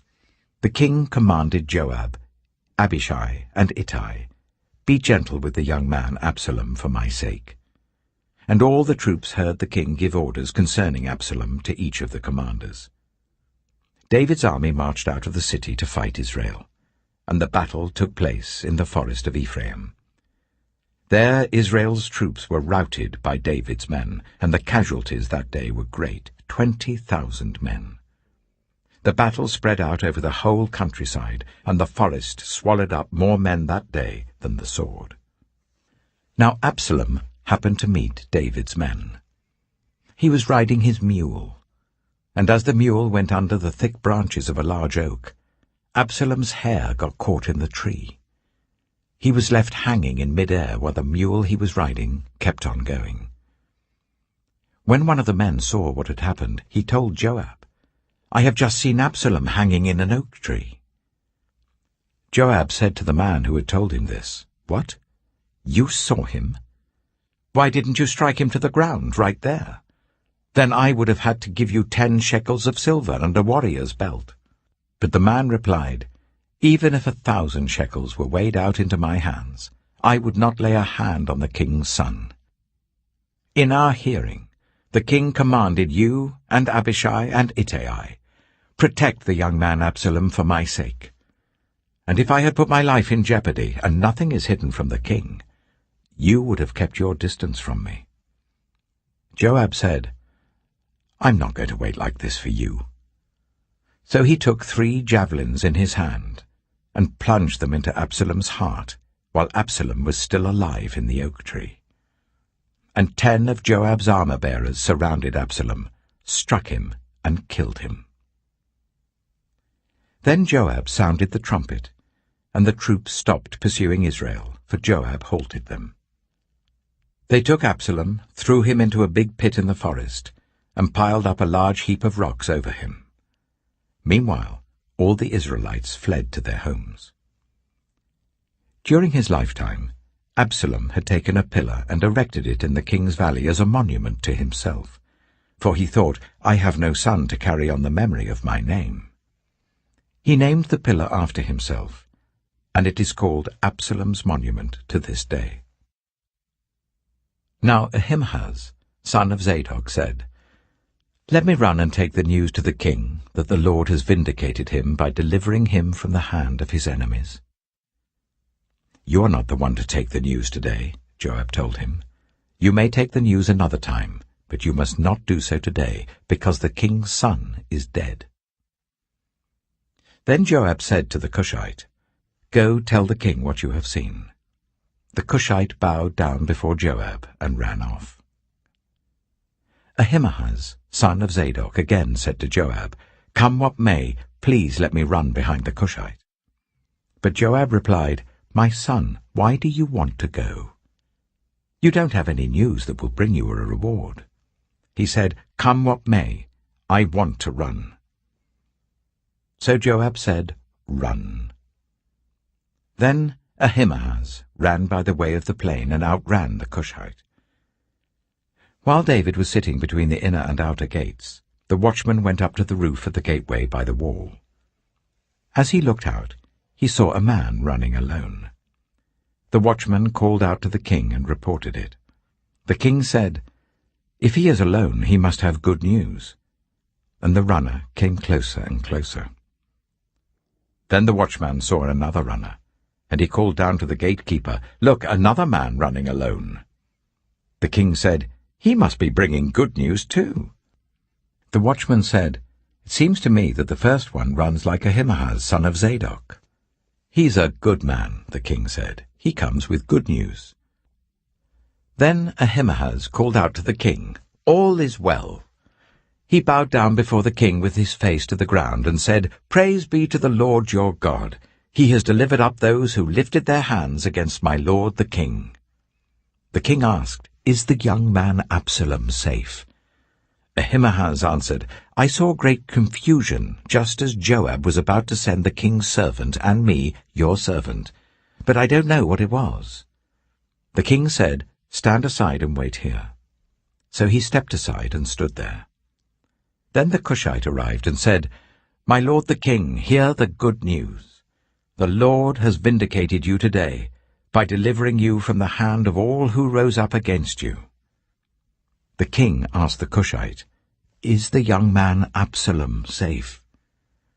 The Cushite replied, May the enemies of my lord the king and all who rise up to harm you be like that young man. The king was shaken. He went up to the room over the gateway and wept. As he went, he said, O my son Absalom, my son Absalom, if only I had died instead of you, O Absalom, my son, my son. 2 Samuel chapter 19. Joab was told, The king is weeping and mourning for Absalom.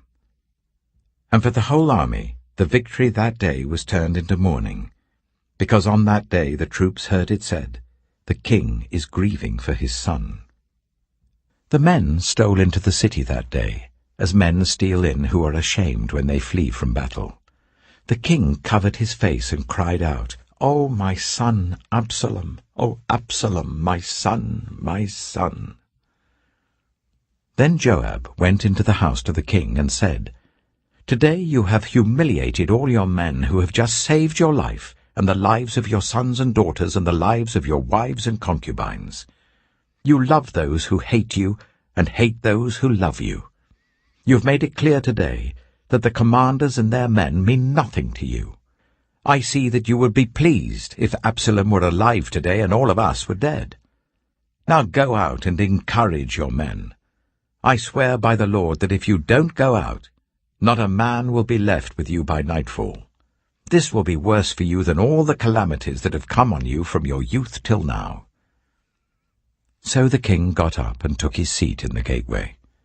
When the men were told, "The king is sitting in the gateway," they all came before him. Meanwhile, the Israelites had fled to their homes.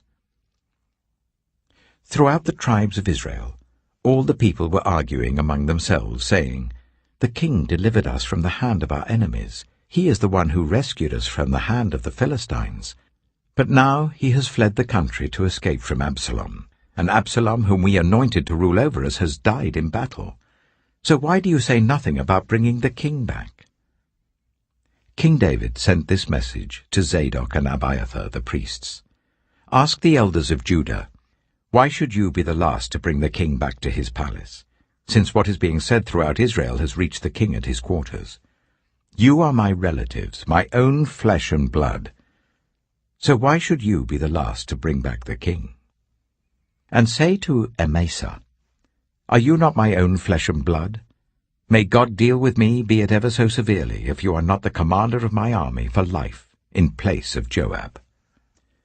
He won over the hearts of the men of Judah, so that they were all of one mind. They sent word to the king, "Return, you and all your men." Then the king returned and went as far as the Jordan. Now the men of Judah had come to Gilgal to go out and meet the king and bring him across the Jordan. Shimei, son of Gera, the Benjamite from Bahurim, hurried down with the men of Judah to meet King David. With him were 1,000 Benjaminites, along with Ziba, the steward of Saul's household, and his 15 sons and 20 servants. They rushed to the Jordan where the king was. They crossed at the ford to take the king's household over, and to do whatever he wished. When Shimei, son of Gera, crossed the Jordan, he fell prostrate before the king, and said to him, "May my lord not hold me guilty. Do not remember how your servant did wrong on the day my lord the king left Jerusalem. May the king put it out of his mind. For I, your servant, know that I have sinned. But today I have come here as the first from the tribes of Joseph, to come down and meet my lord the king." Then Abishai, son of Zeruiah, said, "Shouldn't Shimei be put to death for this? He cursed the Lord's anointed." David replied, "What does this have to do with you, you sons of Zeruiah? What right do you have to interfere? Should anyone be put to death in Israel today? Don't I know that today I am king over Israel?" So the king said to Shimei, "You shall not die." And the king promised him on oath. Mephibosheth, Saul's grandson, also went down to meet the king. He had not taken care of his feet, or trimmed his moustache, or washed his clothes from the day the king left until the day he returned safely. When he came from Jerusalem to meet the king asked him, "Why didn't you go with me, Mephibosheth?" He said, "My lord the king, since I, your servant, am lame, I said, I will have my donkey saddled and will ride on it, so that I can go with the king. But Ziba my servant betrayed me, and he has slandered your servant to my lord the king. My lord the king is like an angel of God, so do whatever you wish. All my grandfather's descendants deserved nothing but death from my lord the king, but you gave your servant a place among those who eat at your table. So what right do I have to make any more appeals to the king?" The king said to him, "Why say more? I order you and Ziba to divide the land." Mephibosheth said to the king, "Let him take everything, now that my lord the king has returned home safely." Barzillai the Gileadite also came down from Rogelim to cross the Jordan with the king, and to send him on his way from there. Now Barzillai was very old, 80 years of age. He had provided for the king during his stay in Mahanaim, for he was a very wealthy man. The king said to Barzillai, "Cross over with me and stay with me in Jerusalem, and I will provide for you." But Barzillai answered the king, how many more years shall I live, that I should go up to Jerusalem with the king? I am now 80 years old. Can I tell the difference between what is enjoyable and what is not?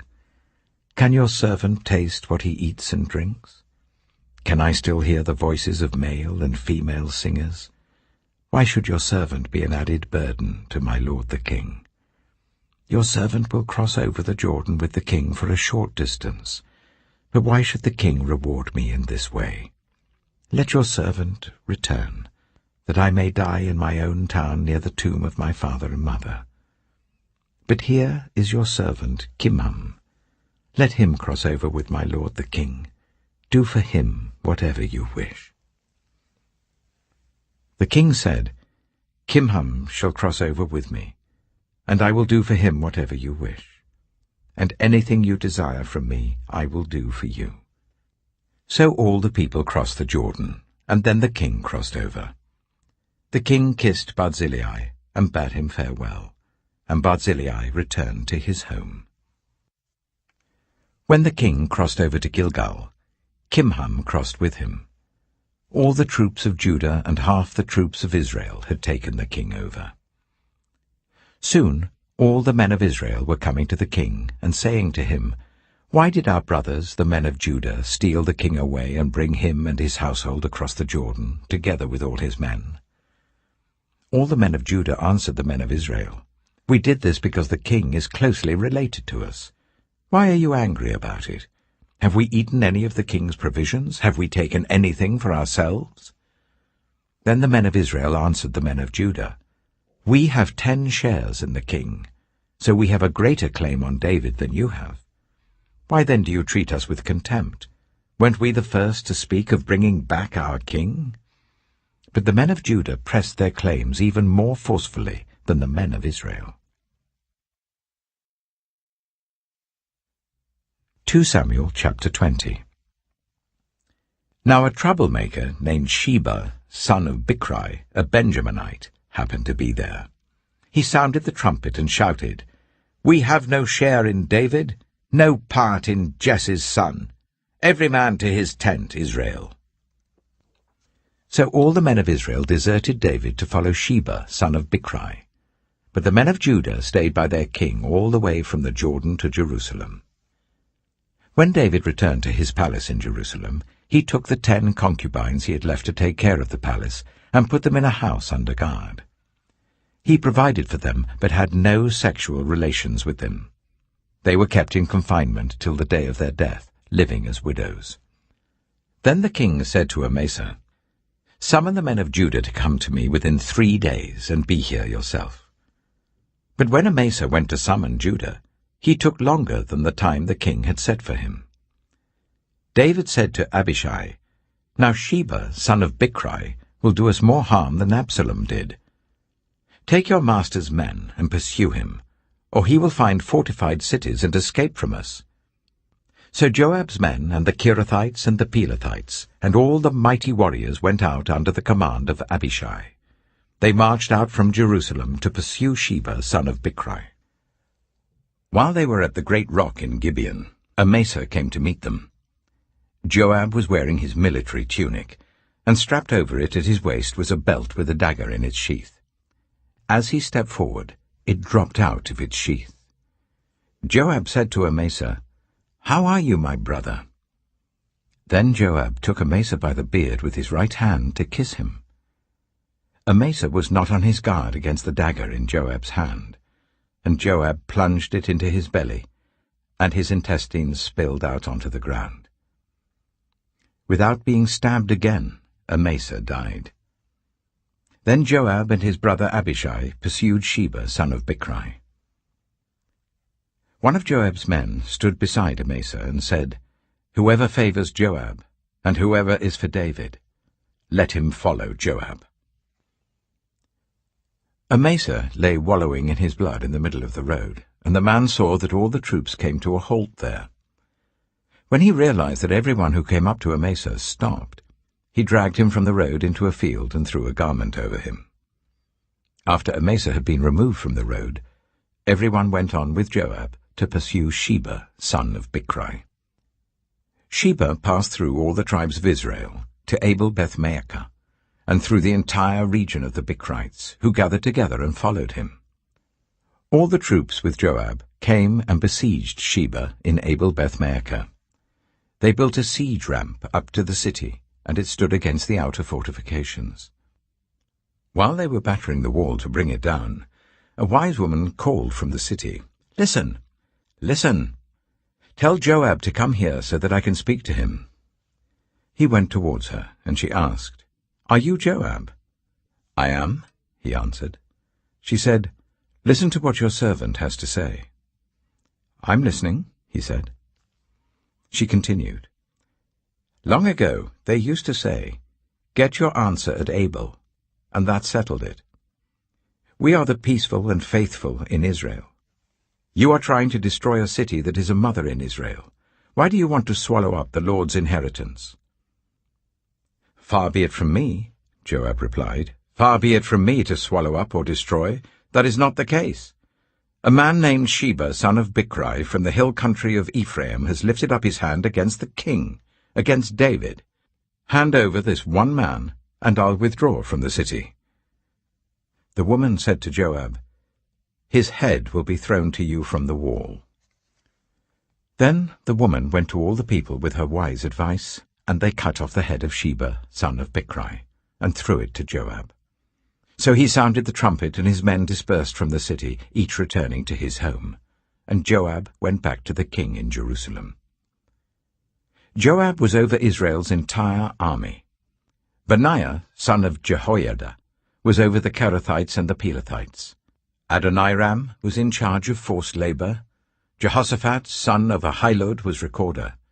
Sheva was secretary. Zadok and Abiathar were priests, and Ira the Jairite was David's priest. 2 Samuel chapter 21. During the reign of David, there was a famine for 3 successive years. So David sought the face of the Lord. The Lord said, "It is on account of Saul and his blood-stained house. It is because he put the Gibeonites to death." The king summoned the Gibeonites and spoke to them. Now the Gibeonites were not a part of Israel, but were survivors of the Amorites. The Israelites had sworn to spare them, but Saul, in his zeal for Israel and Judah, had tried to annihilate them. David asked the Gibeonites, "What shall I do for you? How shall I make atonement so that you will bless the Lord's inheritance?" The Gibeonites answered him, "We have no right to demand silver or gold from Saul or his family, nor do we have the right to put anyone in Israel to death." "What do you want me to do for you?" David asked. They answered the king, "As for the man who destroyed us and plotted against us, so that we have been decimated and have no place anywhere in Israel, let 7 of his male descendants be given to us to be killed, and their bodies exposed before the Lord at Gibeah of Saul, the Lord's chosen one." So the king said, "I will give them to you." The king spared Mephibosheth, son of Jonathan, the son of Saul, because of the oath before the Lord between David and Jonathan, son of Saul. But the king took Armoni and Mephibosheth, the 2 sons of Aiah's daughter Rizpah, whom she had borne to Saul, together with the 5 sons of Saul's daughter Merab, whom she had borne to Adriel, son of Barzillai, the Maholathite. He handed them over to the Gibeonites, who killed them and exposed their bodies on a hill before the Lord. All 7 of them fell together. They were put to death during the first days of harvest, just as the barley harvest was beginning. Rizpah, daughter of Aiah, took sackcloth and spread it out for herself on a rock. From the beginning of the harvest till the rain poured down from the heavens on the bodies, she did not let the birds touch them by day or the wild animals by night. When David was told what Aiah's daughter Rizpah, Saul's concubine, had done, he went and took the bones of Saul and his son Jonathan from the citizens of Jabesh-Gilead. They had stolen their bodies from the public square at Bethshan, where the Philistines had hung them after they struck Saul down on Gilboa. David brought the bones of Saul and his son Jonathan from there, and the bones of those who had been killed and exposed were gathered up. They buried the bones of Saul and his son Jonathan in the tomb of Saul's father Kish, at Zelah in Benjamin, and did everything the king commanded. After that, God answered prayer on behalf of the land. Once again, there was a battle between the Philistines and Israel. David went down with his men to fight against the Philistines, and he became exhausted. And Ishbi-Benob, one of the descendants of Rapha, whose bronze spearhead weighed 300 shekels, and who was armed with a new sword, said he would kill David. But Abishai, son of Zeruiah, came to David's rescue. He struck the Philistine down and killed him. Then David's men swore to him, saying, "Never again will you go out with us in battle, so that the lamp of Israel will not be extinguished." In the course of time, there was another battle with the Philistines at Gob. At that time, Sibbecai, the Hushathite, killed Saph, one of the descendants of Rapha. In another battle with the Philistines at Gob, Elhanan, son of Jair, the Bethlehemite, killed the brother of Goliath the Gittite, who had a spear with a shaft like a weaver's rod. In still another battle which took place at Gath, there was a huge man with 6 fingers on each hand and 6 toes on each foot, 24 in all. He also was descended from Rapha. When he taunted Israel, Jonathan, son of Shimeah, David's brother, killed him. There were 4 descendants of Rapha in Gath, and they fell at the hands of David and his men. 2 Samuel chapter 22. David sang to the Lord the words of this song, when the Lord delivered him from the hand of all his enemies and from the hand of Saul. He said, "The Lord is my rock, my fortress and my deliverer. My God is my rock in whom I take refuge, my shield and the horn of my salvation. He is my stronghold, my refuge and my Saviour. From violent people you save me. I called to the Lord who is worthy of praise, and have been saved from my enemies.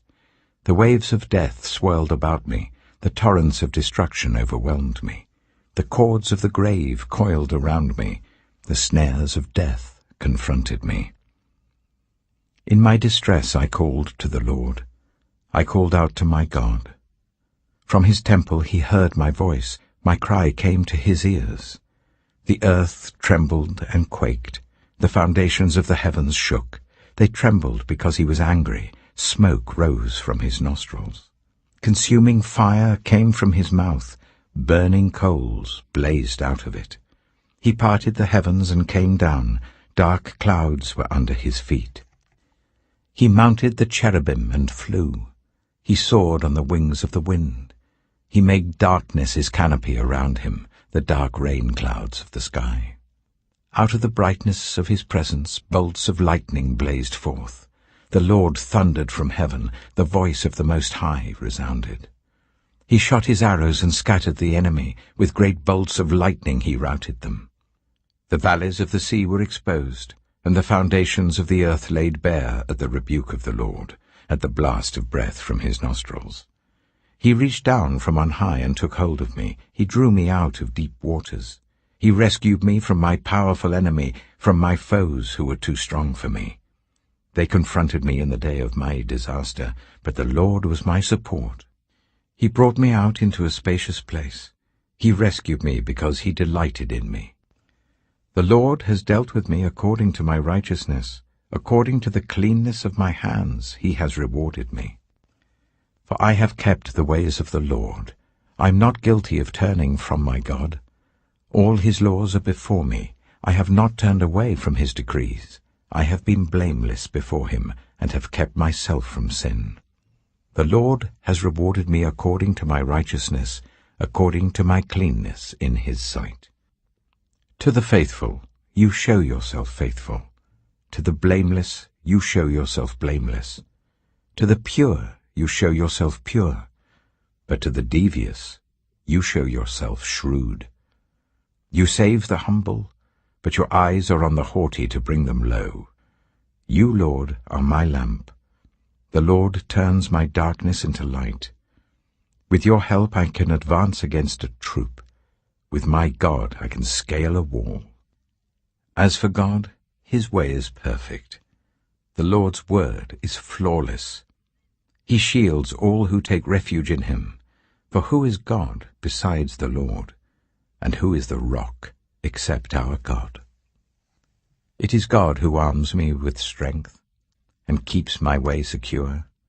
He makes my feet like the feet of a deer. He causes me to stand on the heights. He trains my hands for battle. My arms can bend a bow of bronze. You make your saving help my shield. Your help has made me great. You provide a broad path for my feet, so that my ankles do not give way. I pursued my enemies and crushed them. I did not turn back till they were destroyed. I crushed them completely, and they could not rise. They fell beneath my feet.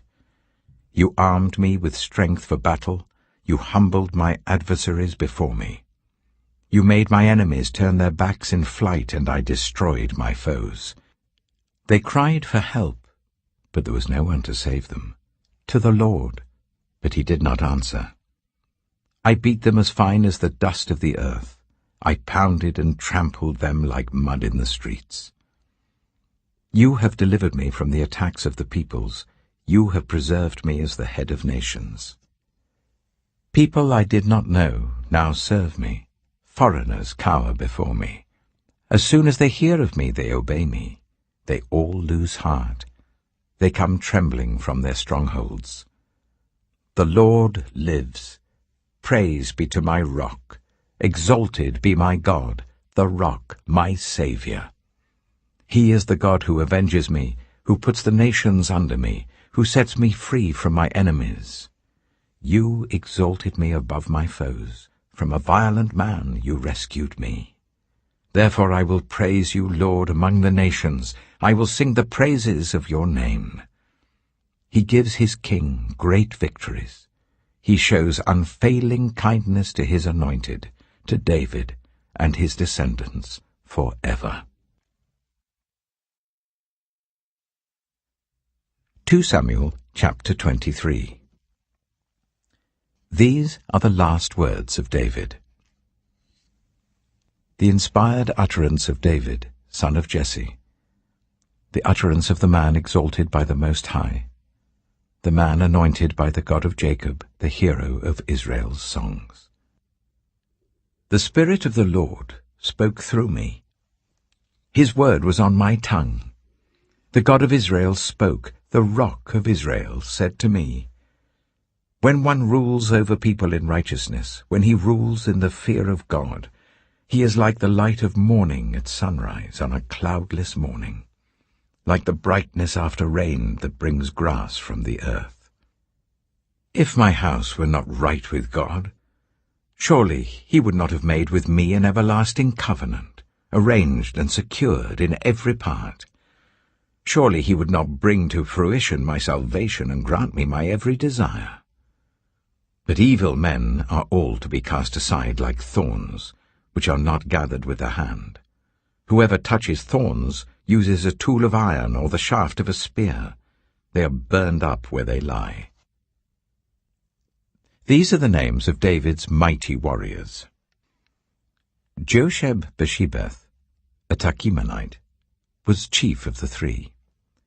He raised his spear against 800 men whom he killed in one encounter. Next to him was Eleazar, son of Dodai the Ahohite. As one of the three mighty warriors, he was with David when they taunted the Philistines gathered at Pasdammim for battle. Then the Israelites retreated, but Eleazar stood his ground and struck down the Philistines till his hand grew tired and froze to the sword. The Lord brought about a great victory that day. The troops returned to Eleazar, but only to strip the dead. Next to him was Shammah, son of Agi, the Hararite. When the Philistines banded together at a place where there was a field full of lentils, Israel's troops fled from them. But Shammah took his stand in the middle of the field. He defended it and struck the Philistines down, and the Lord brought about a great victory. During harvest time, 3 of the 30 chief warriors came down to David at the cave of Adullam, while a band of Philistines were encamped in the valley of Rephaim. At that time David was in the stronghold, and the Philistine garrison was at Bethlehem. David longed for water, and said, Oh, that someone would get me a drink of water from the well near the gate of Bethlehem. So the 3 mighty warriors broke through the Philistine lines, drew water from the well near the gate of Bethlehem, and carried it back to David. But he refused to drink it. Instead, he poured it out before the Lord. "Far be it from me, Lord, to do this," he said. "Is it not the blood of men who went at the risk of their lives?" And David would not drink it. Such were the exploits of the 3 mighty warriors. Abishai, the brother of Joab, son of Zeruiah, was chief of the 3. He raised his spear against 300 men, whom he killed, and so he became as famous as the 3. Was he not held in greater honor than the 3? He became their commander, even though he was not included among them. Benaiah, son of Jehoiada, a valiant fighter from Kabzeel, performed great exploits. He struck down Moab's 2 mightiest warriors. He also went down into a pit on a snowy day and killed a lion. And he struck down a huge Egyptian. Although the Egyptian had a spear in his hand, Benaiah went against him with a club. He snatched the spear from the Egyptian's hand and killed him with his own spear. Such were the exploits of Benaiah, son of Jehoiada. He too was as famous as the 3 mighty warriors. He was held in greater honor than any of the 30, but he was not included among the 3. And David put him in charge of his bodyguard.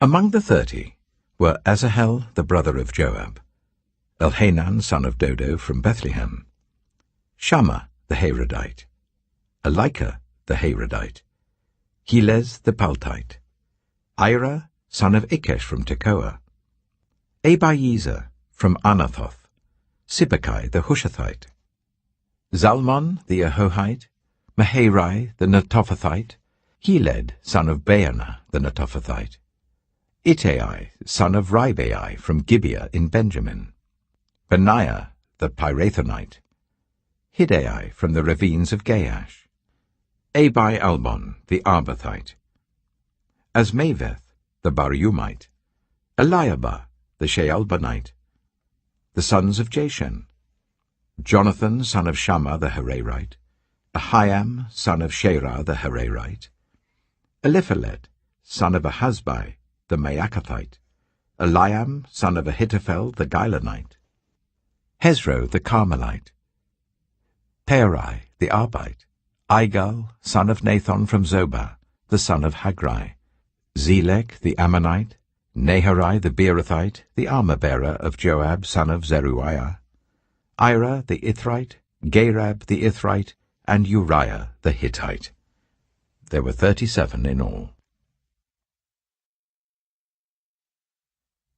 2 Samuel, chapter 24. Again the anger of the Lord burned against Israel, and he incited David against them, saying, "Go and take a census of Israel and Judah." So the king said to Joab and the army commanders with him, "Go throughout the tribes of Israel from Dan to Beersheba, and enroll the fighting men, so that I may know how many there are." But Joab replied to the king, "May the Lord your God multiply the troops 100 times over, and may the eyes of my lord the king see it. But why does my lord the king want to do such a thing?" The king's word, however, overruled Joab and the army commanders, so they left the presence of the king to enroll the fighting men of Israel.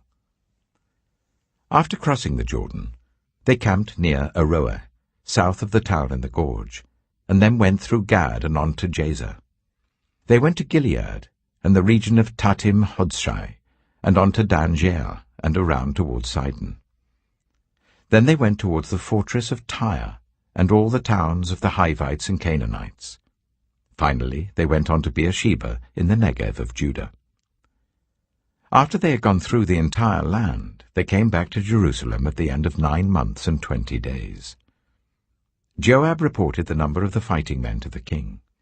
In Israel, there were 800,000 able-bodied men who could handle a sword, and in Judah, 500,000. David was conscience-stricken after he had counted the fighting men, and he said to the Lord, "I have sinned greatly in what I have done. Now, Lord, I beg you, Take away the guilt of your servant. I've done a very foolish thing." Before David got up the next morning, the word of the Lord had come to Gad, the prophet, David's seer. "Go and tell David, this is what the Lord says. I'm giving you 3 options. Choose one of them for me to carry out against you." So Gad went to David and said to him, "Shall there come on you 3 years of famine in your land, or 3 months of fleeing from your enemies while they pursue you, or 3 days of plague in your land? Now then, think it over and decide how I should answer the one who sent me." David said to Gad, "I am in deep distress. Let us fall into the hands of the Lord, for his mercy is great, but do not let me fall into human hands." So the Lord sent a plague on Israel from that morning until the end of the time designated, and 70,000 of the people from Dan to Beersheba died. When the angel stretched out his hand to destroy Jerusalem, the Lord relented concerning the disaster, and said to the angel who was afflicting the people, "Enough, withdraw your hand." The angel of the Lord was then at the threshing floor of Araunah the Jebusite. When David saw the angel who was striking down the people, he said to the Lord, "I have sinned. I, the shepherd, have done wrong. These are but sheep. What have they done? Let your hand fall on me and my family." On that day, Gad went to David and said to him, "Go up and build an altar to the Lord on the threshing floor of Araunah the Jebusite." So David went up as the Lord had commanded through Gad. When Araunah looked and saw the king and his officials coming towards him, he went out and bowed down before the king with his face to the ground. Araunah said, "Why has my lord the king come to his servant?" "To buy your threshing floor," David answered, "so that I can build an altar to the Lord, that the plague on the people may be stopped." Araunah said to David, "Let my lord the king take whatever he wishes and offer it up. Here are oxen for the burnt offering, and here are threshing sledges and ox yokes for the wood. Your Majesty, Araunah gives all this to the king." Araunah also said to him, "May the Lord your God accept you." But the king replied to Araunah, "No, I insist on paying you for it. I will not sacrifice to the Lord my God burnt offerings that cost me nothing." So David bought the threshing floor and the oxen, and paid 50 shekels of silver for them. David built an altar to the Lord there, and sacrificed burnt offerings and fellowship offerings. Then the Lord answered his prayer on behalf of the land, and the plague on Israel was stopped.